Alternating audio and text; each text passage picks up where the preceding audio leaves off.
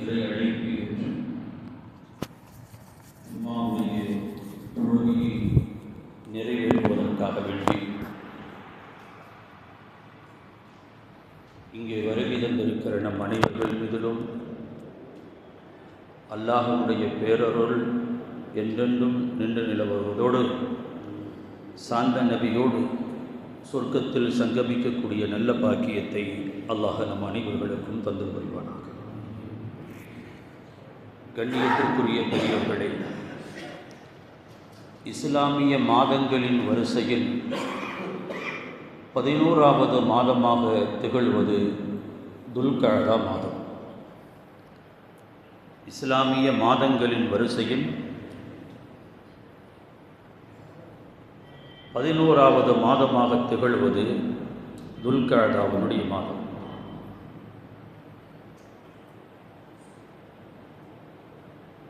அந்த துல்கஅதா மாதத்தின் முதல் ஜும்மாவில் நாம் இங்கே அமர்ந்திருக்கிறோம்.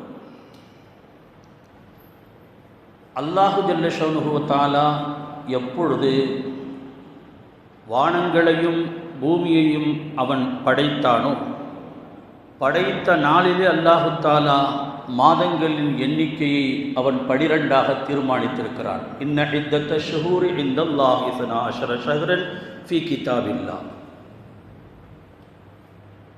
அப்படி 12 மாதங்களில் 4 மாதங்கள் சங்கையான மாதம், 3 மாதங்கள் தொடராக வருகின்ற மாதங்கள். ஒன்று பிறந்திருக்கிற இந்த துல்கஅதா, அடுத்து வர இருக்கிற துல்ஹஜ், அடுத்து வர இருக்கிற முஹர்ரம். ஆக இந்த 3 மாதங்களும் தொடராக வருகின்ற சங்கையாக்கப்பட்ட 4 மாதங்களில் தொடராக வருகின்ற 3 மாதங்கள். இனி ஒரு மாதம் ஷஅபானுடைய மாதத்திற்கும் ஜமாதுல் ஆஹிர் என்று சொல்லுகின்ற அந்த மாதத்துக்கு இடையில் வருகின்ற ரஜப். ரஜப் இப்போ தான் போச்சு. இந்த ரஜபனுடைய முறையை முதல் பிறையை நாம் பார்த்து அல்லாஹ்விடத்தில் நாம் துஆ செய்தோம். அல்லாஹும்ம பாரிக் லனா ஃபீ ரஜப வ ஷஅபான வ பல்லிக்னா ஷஹ்ர ரமலான் என்று துஆ செய்து அல்லாஹ் நம்முடைய துஆக்களை எல்லாம் கபூல் செய்து ரஜபையும் தந்து, ஷஅபானையும் தந்து, ரமலானையும் தந்து, அடுத்து இதோ ஷவ்வாலையும் கடந்து துல்கஅதா மாதத்தினுடைய பிறை இன்று 3. நபிகள் நாயகம் ரசூலுல்லாஹி ஸல்லல்லாஹு அலைஹி வஸல்லம் அவர்களின் வாழ்க்கையின் வழிநெடுகளும் இது ஹஜ்ஜை பறைசாற்றுகின்ற மாதங்களில் ஒரு மாதம் துல்கஅதா. அடுத்து வருகிற மாதமும் அதற்கடுத்து வருகிற மாதமும் ஹஜ்ஜினுடைய நிகழ்வுகளை, நினைவுகளை இந்த சமூகத்திற்கு தந்து கொண்டிருக்கிற ஒரு அற்புதமான மாதங்கள். நபிகள் பெருமானார் ஸல்லல்லாஹு அலைஹி வஸல்லம் அவர்களுடைய வாழ்க்கையை, மக்கத்து வாழ்க்கையை ஒரு 13 வருட கால வாழ்க்கை. ரசூலுல்லாஹி ஸல்லல்லாஹு அலைஹி வஸல்லம் அவர்கள் நுபுவத்தை பெற்று 40 வயதில் அவர்கள் நுபுவத்தை பெற்று ஒரு 13 வருட காலம் மக்காவில் பெருமானாருடைய வாழ்க்கை. அதைத் தொடர்ந்து மதீனாவினுடைய 10 ஆண்டு கால வாழ்க்கை. இந்த 23 ஆண்டு கால வாழ்க்கை 2 கட்டமாக பிரிக்கலாம். பெருமானாருடைய அந்த 13 ஆண்டு கால வாழ்க்கையில் பெருமானார் மக்காவில் செய்த புரட்சி கல்வி புரட்சி. பெருமானார் செய்த புரட்சி மாபெரும் புரட்சி, கல்வி புரட்சி. ஸல்லல்லாஹு அலைஹி வஸல்லம் மக்காவை துறந்து மதீனா நகரத்திற்கு வந்ததற்கு பிறகுதான் எல்லாம் மாற்றாரும் போற்றும் மகத்தான வெற்றிகளை இந்த சமூகத்திற்கு வாரிச் சொரிந்த அந்த 10 ஆண்டுகளை நாம் நினைவு கூற வேண்டும். ஸல்லல்லாஹு அலைஹி வஸல்லம் ஈமானுக்கு பிறகு இஸ்லாத்தினுடைய கடமைகள் 5, ஈமானுக்கு பிறகு 4 கடமைகள் இருக்கிறது. ஒன்று தொழுகை, அடுத்து நோன்பு, அடுத்து ஜகாத், அடுத்து ஹஜ். ஈமானுக்கு பிறகு தொடராக வருகின்ற இந்த 4 கடமைகளில் ஒரு கடமை தொழுகை என்கின்ற கடமை இங்கு கடமையாக்கப்படவில்லை. தொழுகை என்பது இங்கு கடமையாக்கப்படவில்லை. அல்லாஹ் தன் ஹபீபை தன் சமூகத்திற்கு அழைத்து அர்ஷ முஅல்லாவிலே வைத்து தொழுகை அல்லாஹ் தஆலா கடமையாக்கி கொடுத்தான். இது எப்பொழுது நடைபெறுகிறது? பெருமானார் ஸல்லல்லாஹு அலைஹி வஸல்லம் மக்காவை துறந்து ஒரு மதீனாவுக்கு செல்வதற்கு ஒரு 6 மாத காலத்திற்கு முன்னால் தொழுகை கடமையாகிறது. தொழுகை கடமையானதற்கு பிறகு பெருமானார் ஸல்லல்லாஹு அலைஹி வஸல்லம் அவர்கள் பெற்று வந்த அந்த தொழுகையை சமூக மக்களிடத்திலே அதை பறைசாற்றி அதை தெளிவுபடுத்தி எல்லோரும் வாருங்கள் வாருங்கள் என்று அழைத்த பொழுது பெருமானார் ஸல்லல்லாஹு அலைஹி வஸல்லம் அவர்களை ஏற்றுக்கொண்டவர்கள் விரல் விட்டு எண்ணக்கூடிய சொற்பனவர்கள். ஸல்லல்லாஹு அலைஹி வஸல்லம் மக்காவை துறந்து மதீனா நகரத்திற்கு சென்றதற்கு பிறகுதான் நோன்பு கடமையாகிறது, ஜகாத்து கடமையாகிறது. எப்பொழுது கடமையாகிறது? ஹிஜ்ரி 2 கடமையாகிறது. ஹிஜ்ரி 2 தான் நோன்பும் கடமையாகிறது, ஜகாத்தும் கடமையாகிறது, சதகத்துல் ஃபித்ரும் கடமையாகிறது. பத்ர் யுத்தமும் அந்த ஹிஜ்ரி 2 தான் நடைபெறுகிறது. ஹிஜ்ரி 2 மிகப்பெரிய வரலாற்று நிகழ்வுகளை உள்ளடக்கிய ஒரு ஆண்டு ஹிஜ்ரி 2ஆம் ஆண்டு. ஹிஜ்ரி 3வது ஆண்டு உஹது யுத்தம் நடந்தது. இடையில் அடுத்தடுத்த யுத்தங்கள் நடந்து பெருமானார் ஸல்லல்லாஹு அலைஹி வஸல்லம் ஹிஜ்ரி 6 மக்காவிலிருந்து பெருமானார் ஸல்லல்லாஹு அலைஹி வஸல்லம் ஒரு 1400 சஹாபா பெருமக்களோடு உம்ரா செய்ய வேண்டும் என்ற ஆசையோடு ஆவலோடு ரசூலுல்லாஹ் அவர்கள் மக்காவிலிருந்து புறப்பட்டு வருகிறார்கள். வந்தவர்கள் வழியிலே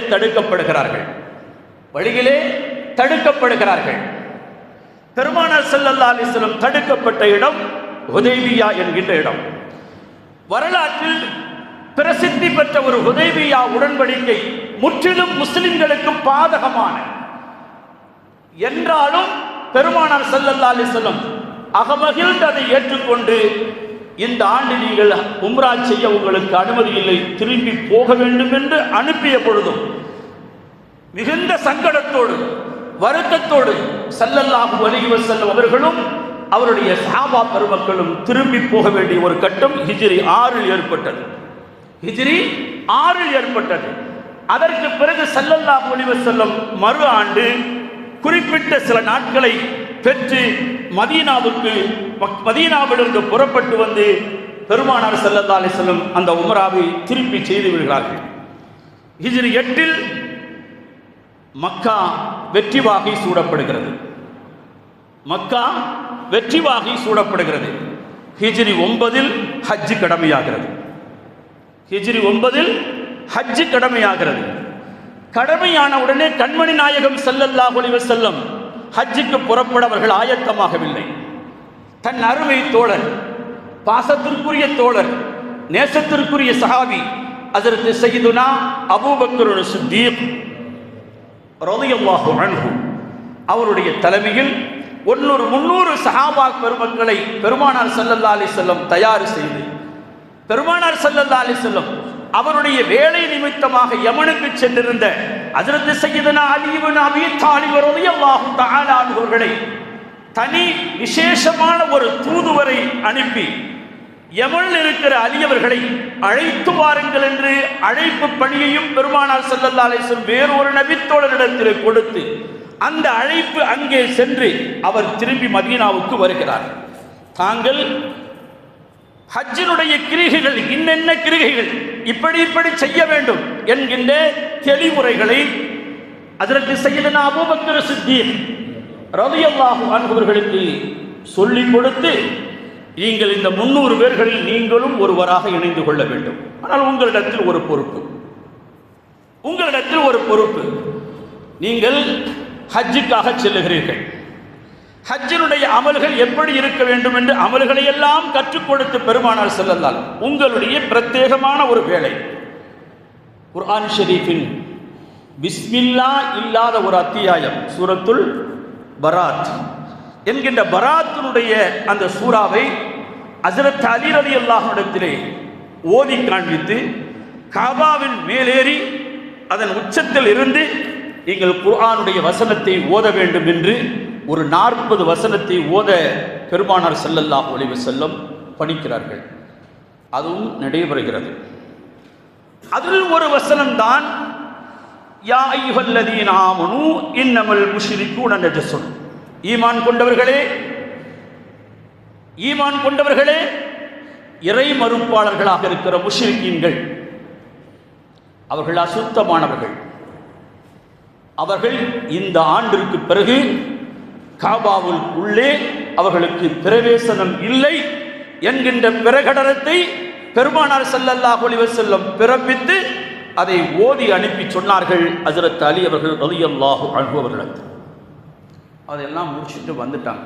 ஹிஜ்ரி 9 கடமையானது. ஹிஜ்ரி 10 பெருமானார் ஸல்லல்லாஹு அலைஹி வஸல்லம் ஹஜ்ஜுக்கு போகிறாங்க. பெருமானார் ஸல்லல்லாஹு அலைஹி வஸல்லம் ஹஜ்ஜுக்கு போகிறாங்க. பெருமானார் ஸல்லல்லாஹு அலைஹி வஸல்லம் எங்கே பயணம் போகிறதாக இருந்தாலும் பெருமானார் ஸல்லல்லாஹு அலைஹி வஸல்லம் தன்னுடைய மனைவிமார்களில் ரசூலுல்லாஹ் வஃபாத் ஆகும் பொழுது பெருமானாருக்கு 9 மனைவிமார்கள் இருந்தார்கள். அந்த 9 மனைவிமார்களுடைய பெயர்களையும் எழுதி போடுவார்கள். யாருடைய பெயர் குழுக்களில் வருகிறதோ அவர்களை தன்னுடைய பயணத்திற்காக வேண்டி அழைத்து செல்வார்கள் நபிகள் நாயகம். ஆனால் இந்த பயணத்தில் பெருமானார்கள் 9 பேர்களையும் அழைத்து போனார்கள். ஒரு விஷயம் என்ன தெரியுமா? ஸல்லல்லாஹு அலைஹி வஸல்லம் மதீனாவிலிருந்து புறப்பட்டாங்க. ரசூலுல்லாவுடைய தலைமையில் எல்லாரும் ஹஜ்ஜுக்கு போகிறாங்கன்னு அழைப்பு கொடுக்கப்பட்டது.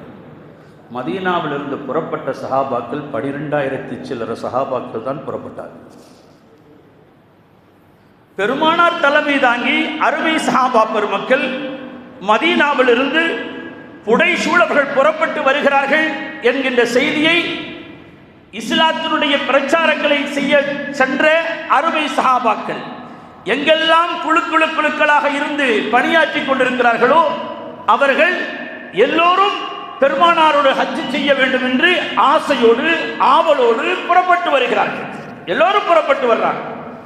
புறப்பட்ட இடத்திலிருந்து புறப்படுகிற பொழுது வெறும் 12,000 சில்லற பேர்கள். பெருமானார் ஸல்லல்லாஹு அலைஹி வஸல்லம் அவர்கள் மக்கா வந்தடைகிற பொழுது, மினாவில் சங்கமிக்கிற பொழுது, அரஃபாவில் சங்கமிக்கிற பொழுது 1,00,000க்கு மேற்பட்ட சஹாபா பெருமக்கள் சங்கமித்து விட்டார்கள். ஆனால் பெருமானார் ஸல்லல்லாஹு அலைஹி வஸல்லமுடைய பயணம், அந்த ஹஜ்ஜினுடைய பயணத்தில் அடுத்த ஆண்டு நான் உங்களோடு இருக்க மாட்டேன், என்னுடைய ஹஜ்ஜு இதுதான் இறுதி ஹஜ்ஜு, கடமையானதற்கு பிறகு பெருமானார் நிறைய ஹஜ்ஜு செய்திருக்கிறாங்க. கடமையானதற்கு பிறகு பெருமானார் ஸல்லல்லாஹு அலைஹி வஸல்லம் செய்த முதல் ஹஜ்ஜும் இறுதி ஹஜ்ஜும் 10வது ஆண்டில் பெருமானார் செய்த அந்த ஒரு ஹஜ்ஜு தான். பயணத்திற்கு இடையிலே தெரியாத விஷயங்களை என்னிடத்தில் கேட்டு தெரிந்து கொள்ளுங்கள். பயண விஷயத்தை என்னிடத்தில் கேட்டு தெரிந்து கொள்ளுங்கள். ஹஜ்ஜினுடைய அமல்களை என்னிடத்தில் கேட்டு தெரிந்து கொள்ளுங்கள். அடுத்த ஆண்டு நான் உங்களோடு இருக்க மாட்டேன் என்று தன்னுடைய மரணத்தை அந்த பயணத்தில் பெருமானார் ஸல்லல்லாஹு அலைஹி வஸல்லம் நினைவுபடுத்திக் கொண்டே வந்தார்கள். பெருமானார் அவர்கள் நினைவுபடுத்திக் கொண்டே வந்தார்கள். ஹஜ் முடிந்து அரஃபா பெருவழியில் ஆற்ற வேண்டிய அற்புதமான உரையை நிகழ்த்தியதற்கு பிறகு பெருமானார் ஸல்லல்லாஹு அலைஹி வஸல்லம் இந்த உலகத்தில் வாழ்ந்தது வெறும் 82 நாட்கள். வாழ்ந்த நாட்கள் வெறும் 82 நாட்கள் தான் பெருமானார் ஸல்லல்லாஹு அலைஹி வஸல்லம் வாழ்ந்திருக்கிற வரலாறு பதிவு செய்கிறது. 1-2 நாட்கள் கூட குறைவு இருக்கலாம். ஆனாலும் ஸல்லல்லாஹு அலைஹி வஸல்லம் ஹிஜ்ரி 11 வஃபாத்தாகிவிட்டார்கள் ஸல்லல்லாஹு அலைஹி வஸல்லம். ஆனால் அந்த பயணத்தில் பெருமானார் ஸல்லல்லாஹு அலைஹி வஸல்லம், இன்னைக்கு எல்லாரும் ஹஜ்ஜுக்கு போகிறாங்க. ஆதம் அலைஹிஸ்ஸலாத்து வஸ்ஸலாம் அவர்களை படைப்பதற்கு முன்னரே இந்த பூமியில் எழுப்பப்பட்ட ஒரு ஆலயம்தான் காபா. வானவர்கள் அங்கே இபாதத்தை செய்து கொண்டிருந்தார்கள். அங்கேயும் ஒரு காபா இருக்கிறது, அங்கேயும் ஒரு காபா இருக்கிறது. 7வது வானத்தில் ஒரு மஸ்ஜித் இருக்கிறது, மஸ்ஜித் மாமூர் என்று சொல்லுவார்கள். உள்ள 70,000 பேர் போகிறாங்க. போனவங்க யாரும் திரும்பி வரல. அடுத்து போகிறாங்க 70,000, போனவங்க யார்? அப்படி அற்புதமான ஒரு பள்ளி, வானவர்களால் எழுப்பப்பட்ட பள்ளி. பிறகு ஹஜ்ரத் ஆதம் அலைஹிஸ்ஸலாத்து வஸலாம், நாம் இங்கே வரணுமில்ல, பொள்ளாச்சி சின்ன பள்ளியில் நாமெல்லாம் உட்காந்து நான் பேச நீங்கள் கேட்கணுமில்ல, அல்லாஹ்வுக்கு ஒரு காரணம், சபபு வேணுமல்லவா? எனவே அல்லாஹு தஆலா ஒரு சபபை ஏற்படுத்துகிறான். அவங்க சந்ததிகள் உருவாகணும் அல்லவா? ஒரு காரணத்தை அல்லாஹு தஆலா சொர்க்கத்தில் எங்கு வேண்டுமானாலும் நீங்கள் சுற்றித் திரியலாம், எதை வேண்டுமானாலும் பருகலாம், எதுவும் செய்யலாம். வலா தக்ரபா ஹாதிஹி ஷஜரா, இந்த மரத்துக்கு பக்கத்தில் மட்டும் போகாதீங்க. அல்லாஹ்வுடைய நாட்டம், அவர்கள் ஏற்பட்ட ஒரு சிறிய ஜல்லத், பாவம் அல்ல, ஒரு சருகுதல். அதனுடைய காரணம் நாம் இங்கே வந்தோம், அவர்களும் இங்கே வந்தார்கள். இங்கே தான் வந்தாங்க, இந்தியாவுக்கு தான் வந்தாங்க. ஹஜ்ஜினுடைய பாடத்தை புரட்டி பார்க்கிற பொழுது 40 ஹஜ்ஜை இந்தியாவிலிருந்து தான் நடந்தே போய் ஹஜ்ஜு செய்து வந்தாங்க. ஹஜ்ரத் சையதுனா ஆதம் அலைஹிஸ்ஸலாம் என்று ஹஜ்ரத் இப்னு அப்பாஸ் ரலியல்லாஹு அன்ஹு ரிவாயத்து செய்வாங்க. எனவே ஆதம் அலைஹிஸ்ஸலாத்து வஸ்ஸலாம் அந்த காபாவை அவருடைய சிறிய ஒரு சருகுதல் தான். அந்த சருகுதலுக்கு அவங்க செய்த அல்லாஹ்விடத்தில் இஸ்திக்ஃபார் இருக்குது. நபிகள் நாயகம் ஸல்லல்லாஹு அலைஹி வஸல்லம் சொல்லுவார்கள், பல வருடங்கள் கேட்டார்கள். வரலாற்று ஆய்வாளர்கள் பதிவு 300 ஆண்டு காலம் ஒரு சிறிய சருகுதலுக்காக வேண்டி. அந்த சருகுதலுக்கு அவர்களுக்கு மோட்சம் வழங்கிய இடம் அரஃபா. அரஃபாவில் என்ன கேட்டார்கள்? நாமும் கேட்கிறோம். ரப்பனா வலம்னா அன்ஃபுஸனா வ இல்லம் தக்ஃபிர் லனா வ தர்ஹம்னா லனகூனன்ன மினல் ஹாசிரீன். ஆதம் அலைஹிஸ்ஸலாத்திற்கு பிறகு ஹஜ்ரத் நூஹ் அலைஹிஸ்ஸலாத்து வஸ்ஸலாம் அவருடைய காலத்தில் ஏற்பட்ட வெள்ளப்பிரளயத்தில் காபா மண்மூடி கொண்டது. அதை புனர் நிர்மாணம் செய்கின்ற பணியை அல்லாஹ் யாரிடத்தில் கொடுத்தான்? ஹலீலுல்லாஹி இப்ராஹீம் அலைஹிஸ்ஸலாம் இடத்தில் கொடுத்தான். அதை அவர்கள் செவ்வனே முடித்தார்கள். முடித்ததற்கு பிறகு அவர்கள் அல்லாஹ்விடத்தில் என்ன சொன்னார்கள் தெரியுமா? ரப்பே, வாப்பாவுக்கும் மகனுக்கு நீ இட்ட உத்தரவு காபாவை புனர் நிர்மாணம் செய்ய வேண்டும் என்று.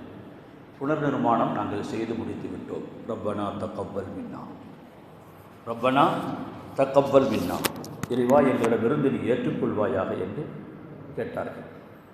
அல்லாஹ் சொன்னான், காபா கட்டி முடிக்கப்பட்டதோடு உங்களுடைய பணி நிறைவு பெறவில்லை. கெட்டப்பட்ட ஆலயத்திற்கு உலகத்தில் 8 திக்கிலும் இருக்கிற மக்கள் இங்கே வலம் பெற வேண்டும். எனவே வஅத்தின் ஃபின்னாஸி பில் ஹஜ்ஜி யஅதூக ரிஜாலன் வஅலா குல்லி லாமிரின் யஅதீன மின் குல்லி ஃபஜ்ஜின் அமீக். ஜபல் அபீக் உபைஸ் மலையின் மீது ஏறினார்கள்.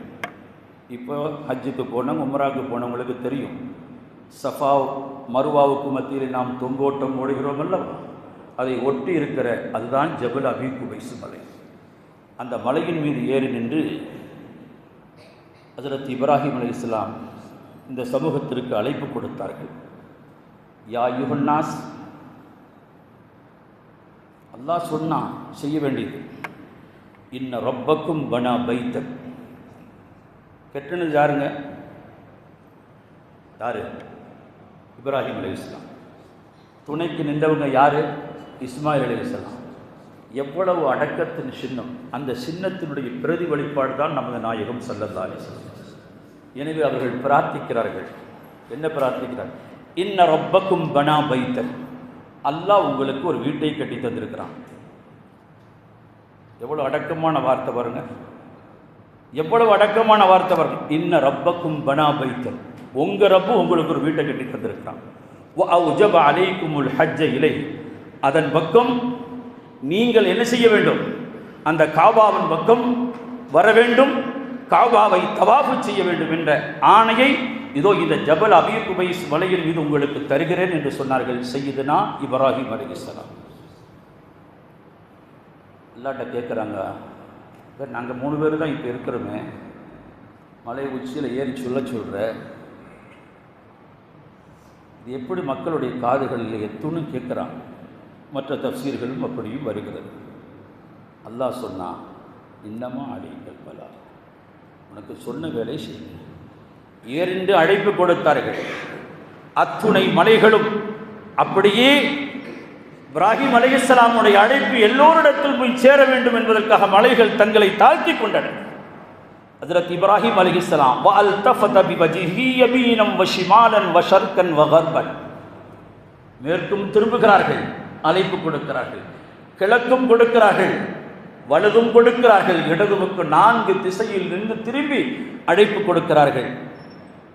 فَأَجَابَهُ كُلَّ مَنْ كُتِبَ لَهُ أَنْ يَحُجَّ مِنْ أَصْلَابِ الرِّجَالِ وَأَرْحَامِ الْأُمَّهَاتِ لَبَّيْكَ اللَّهُمَّ لَبَّيْكَ لَبَّيْكَ لَا شَرِيكَ لَكَ لَبَّيْكَ إِنَّ الْحَمْدَ وَالنِّعْمَةَ لَكَ وَالْمُلْكَ لَا شَرِيكَ لَكَ.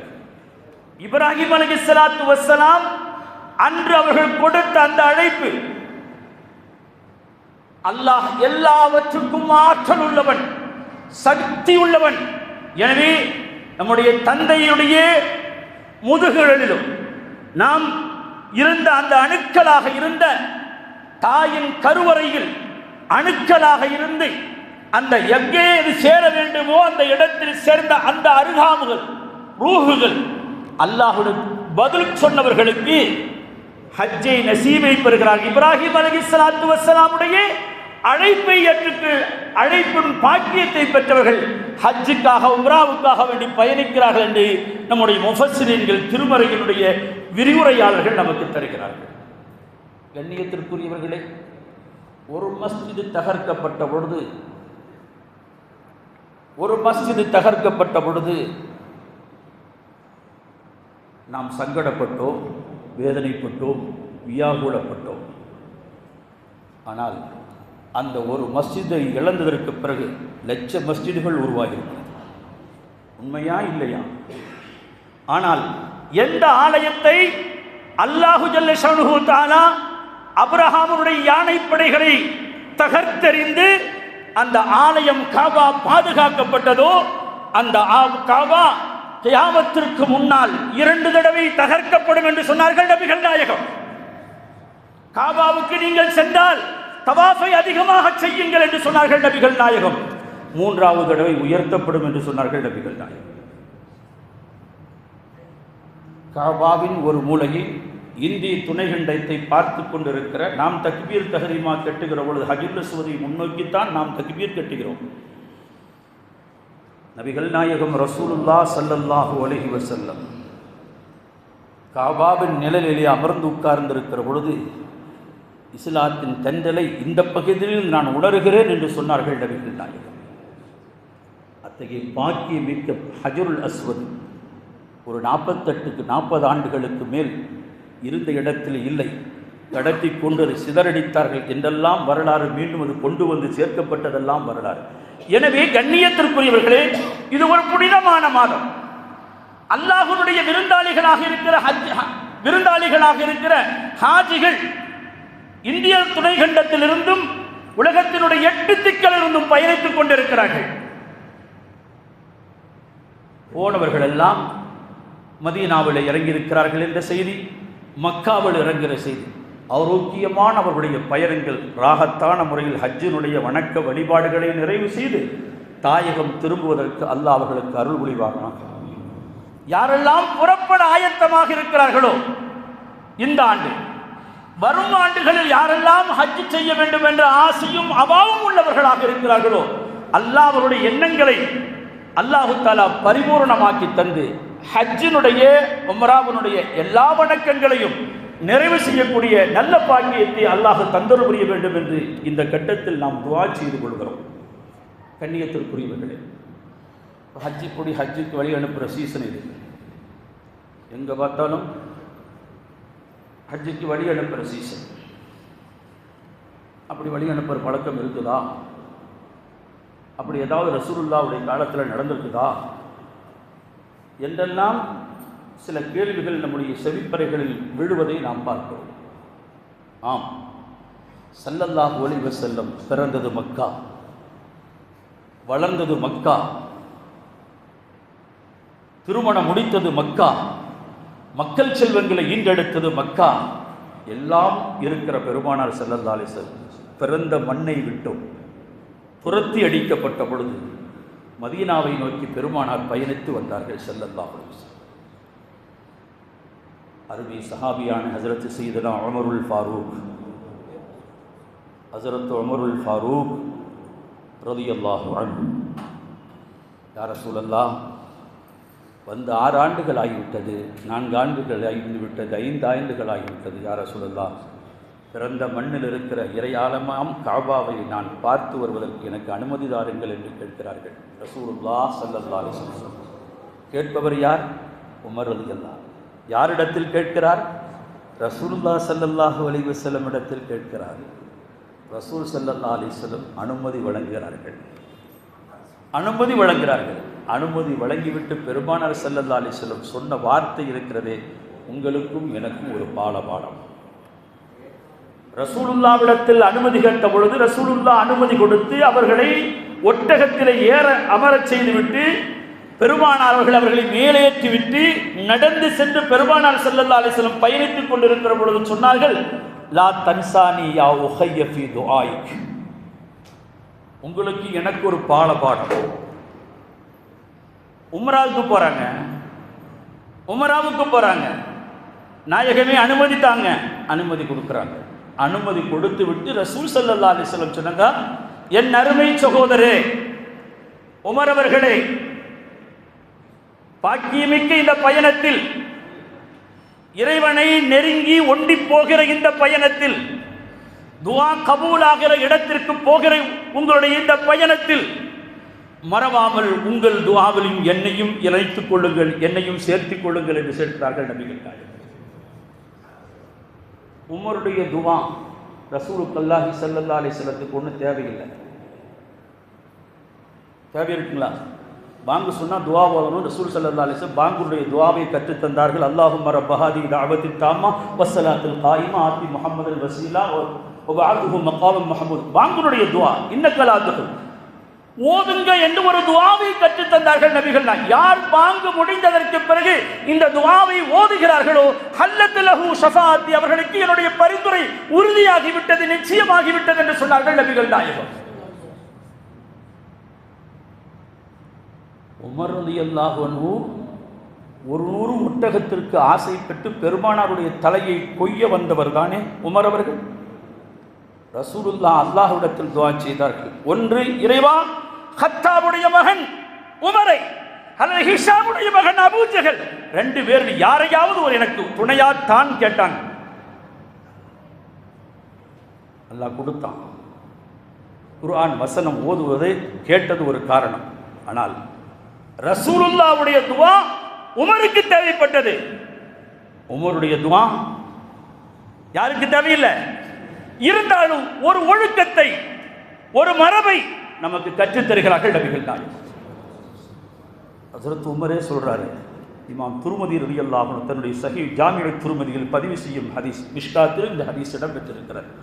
சொல்லுவார்கள், ரசூலுல்லாஹ் என்னை பார்த்து துஆ செய்யுங்கள் என்று சொன்னார்களே, அது எனக்கு எப்படி இருந்தது தெரியுமா? இந்த உலகத்தினுடைய எல்லா சுகங்களையும் என் காலடியில் கொட்டப்பட்டாலும் அவைகள் எல்லாம் கிடைக்கப்பெறாத சந்தோஷம் பெருமானார் என்னை பார்த்து, என் அருமை சகோதரே உங்கள் துஆவில் என்னை சேர்த்திக் கொள்ளுங்கள் என்று சொன்னார்களே, அதில் எனக்கு கிடைத்தது என்று சொல்வார்கள் ஹஜ்ரத் சய்யிதுனா உமருல் ஃபாரூக் ரலியல்லாஹு அன்ஹு. எனவேதான் ஹஜ்ஜுக்கு செல்லுகின்ற, உம்ராவுக்கு செல்லுகின்றவர்கள் நம்மை அணுகி, நான் வாழ்க்கையில் அறியாமலோ தெரிந்தோ தெரியாமலோ வற்புறுத்தல்களுக்கு ஆளாகியோ ஏதேனும் உங்களுக்கு மனம் நோகும்படி நான் செய்திருந்தால் மன்னியுங்கள். அவங்க மன்னிப்பு கேட்டுட்டு தான் அங்கே போகணும். அரஃபா போய் கதர்னா ஒன்றும் அங்கே ஒன்றும் கிடைக்காது. மினாவில் போய் ஒன்றும் கதர்னா ஒன்றும் கிடைக்காது. இங்கே யாரை திருப்திப்படுத்த வேண்டுமோ, இங்கே யாரை சந்தோஷப்படுத்த வேண்டுமோ, இங்கே யாரை ஆலங்கீனம் செய்ய வேண்டுமோ அவர்கள் அங்கு சென்றால்தான் அவர்களுக்கு உரிய மரியாதை அல்லாஹ்வுடைய சமூகத்தில் கிடைக்கும். எனவேதான் நபிகள் பெருமானார் ரசூலுல்லாஹி ஸல்லல்லாஹு அலைஹி வஸல்லம் அல் ஹஜ்ஜாஜ் வல் உம்மார் வஃதுல்லாஹ், அல்லாஹ்வுடைய இல்லத்தை நோக்கி செல்லுகின்ற உம்மாரீன்களாகட்டும் ஹுஜ்ஜாஜீன்களாகட்டும் அல்லாஹ்வுடைய படை வீரர்கள் என்று சொன்னார்கள் நபிகள் நாயகம்.